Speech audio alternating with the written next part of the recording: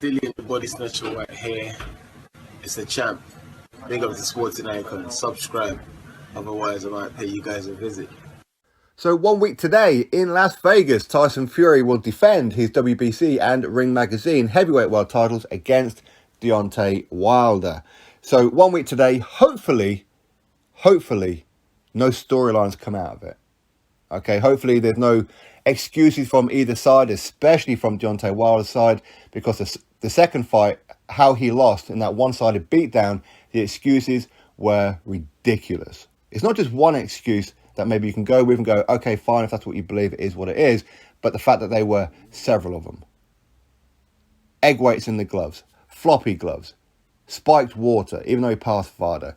And the list goes on and on and on, even down to a damn costume. So I think with a lot of people, they're kind of sick to death of Fury and Wilder being mentioned in the same sentence. This saga's been going on for 3 years now. 3 years these two have been holding up the heavyweight division because all they want to do is fight each other. And it's worrying when you look at, say, Tyson Fury. In his last 5 fights, he would have fought Wilder 3 times. So 3 of his last 5 fights is all against Deontay Wilder. This third fight, people are not excited about because of the excuses. Because of the fact that a lot of boxing fans, myself included, feel like we were hoodwinked. Even though that I interviewed Bob Arum during the whole process of Tyson Fury versus Anthony Joshua for Undisputed, a lot of us feel like we were lied to. We were all hoodwinked that this third fight was always going to happen, and they just used it as an extra storyline to make it look like Tyson Fury really wanted the Anthony Joshua fight, when maybe he did, but for sure his team didn't. So it took people to a bit of a high, and then it's an all-time low, because this is a fallback fight that we don't need to see. We've seen this fight twice already. We know who the better man is. It's Tyson Fury. He beat him the first time. They screwed him to a draw. And this is a Tyson Fury who was still flabby, out of shape, uncoordinated, sat on the sofa after two and a half, 3 years of in and out of takeaway shops, putting gear up his nose, suicidal, all this kind of stuff, and goes over to Los Angeles, and Wilder still couldn't get the job done. Dropping the man twice doesn't get you a win, doesn't earn you a draw. You've got to do more than that, because there's, in fact, another 10 rounds in that fight.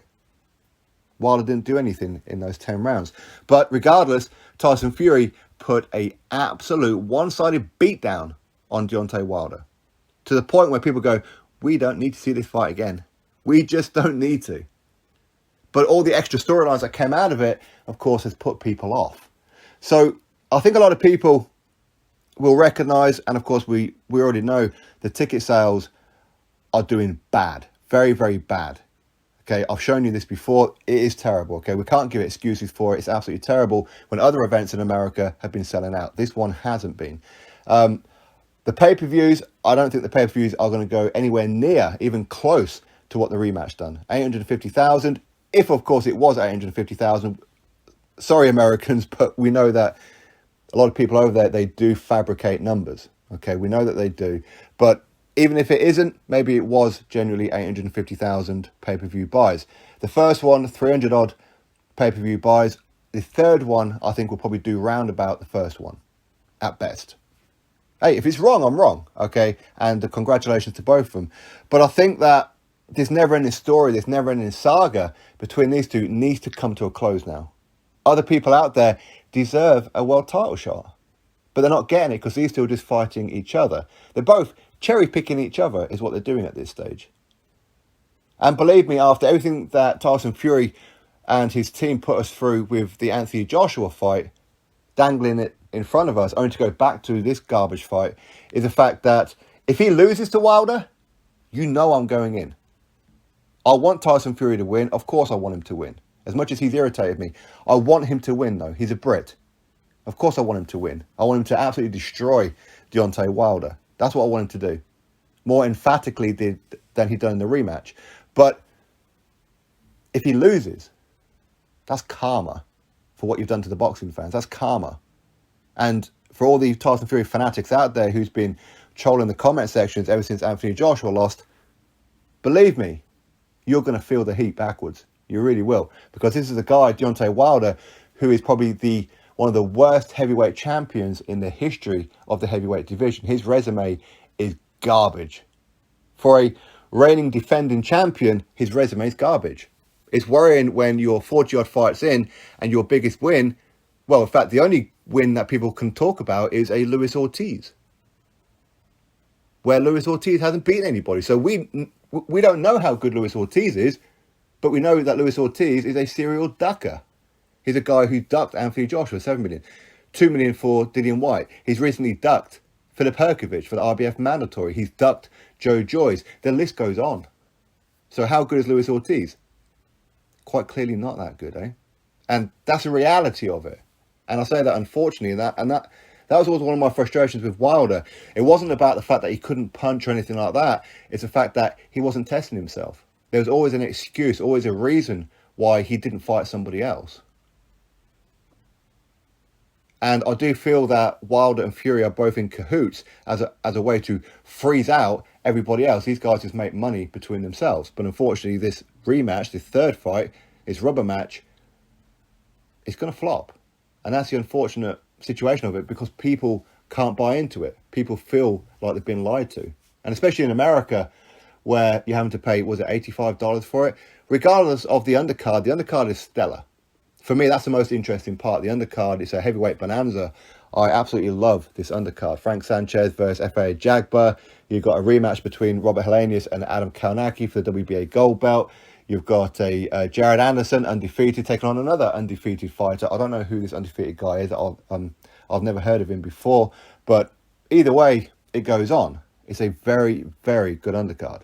So we do have to give full credit to both Fury and Wilder for putting on this undercard. And of course, Bob Arum and Al Heyman as well. They have pushed the boat out. As far as marketability is concerned, of course, ESPN and Fox have been very, very reluctant to put out too much in the way of promos. They want to try and save as much money as they can, because they know this third fight isn't going to do that well at the box office. And that's unfortunate to say that, because in the rematch, the second fight, they put a lot of money into advertising this fight across the Super Bowl. These guys were doing college football promos and things like that.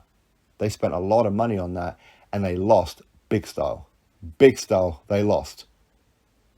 So, anyway, hopefully this is the end of the whole Tyson Fury versus Deontay Wilder saga. No matter who wins, no matter who loses, I still want to see them both compete against other people. There's still big money to be made, still big fights. I still want to see Wilder take on Joshua and take on a Dillian White, take on a Andy Ruiz Jr. With Tyson Fury, if he was to lose, I still want to see him take on Joshua. I still want to see him take on a Usyk and a Dillian White, etc., etc. That's what I still want to see.